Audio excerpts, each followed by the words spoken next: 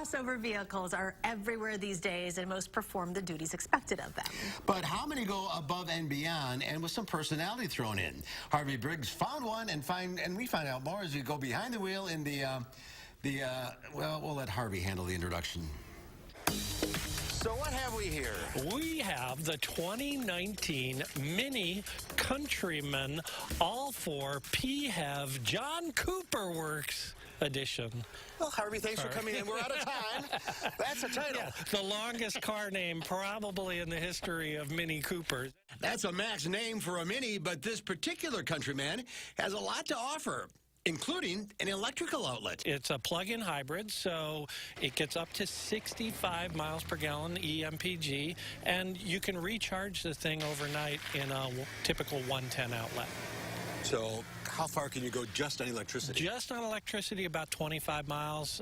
Cold weather like this, it's going to be less. So it's not an electric car? No, but it does qualify for an electric vehicle tax credit of up to $4,000. Inside, the back seat room isn't great, but it will hold a growing family. Mini specifically built this car because they had people growing out of the franchise, and they wanted to create a bigger car that people could move up to.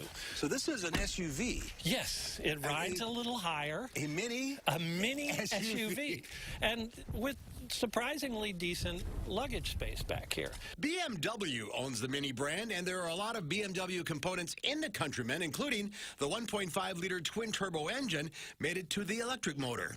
And this top-of-the-line model with John Cooper trim, special wheels and tires, matches BMW pricing. We're all the way up to $45,000. $45,000 for a Mini. Well, half of that's the title. That's right. If you're going to give it a name that long, you got to charge for it. But for Mini lovers, and they are a devoted bunch, there's nothing on the road quite like them, even in the snow. And it has been really good on the freeway, very sure-footed.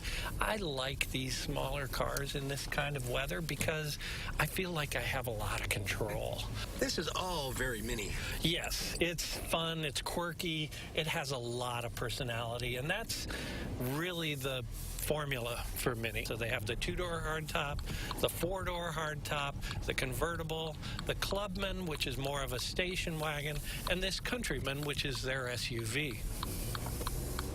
This is the biggest you can get a Mini. Yes, this is Mini to the max.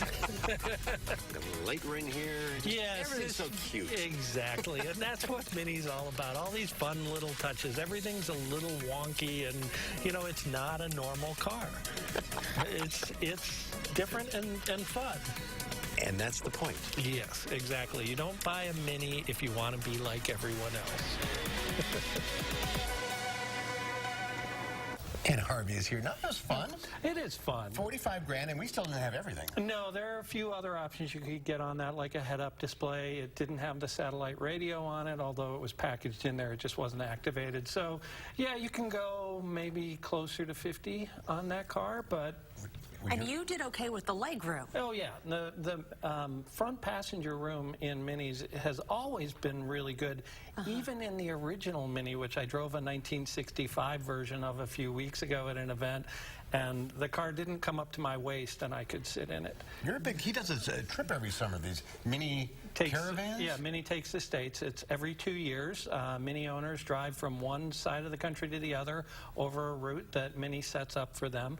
And I've been on this a couple of times, and it's really fun to see how people customize their cars and the whole community that builds up around Mini Coopers. It's a cult. Yes, the cult of Mini. A Mini cult. How about that? It is a good one. RidesandDrives.com is Harvey's website. Go there for more information.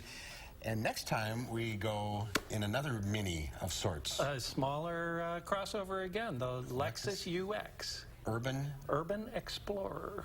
The UX. Should be UE. Yes, Expert. it's the modern way. Harvey, thank you. Thank you. See you next time. We'll be right back with a final check of your forecast.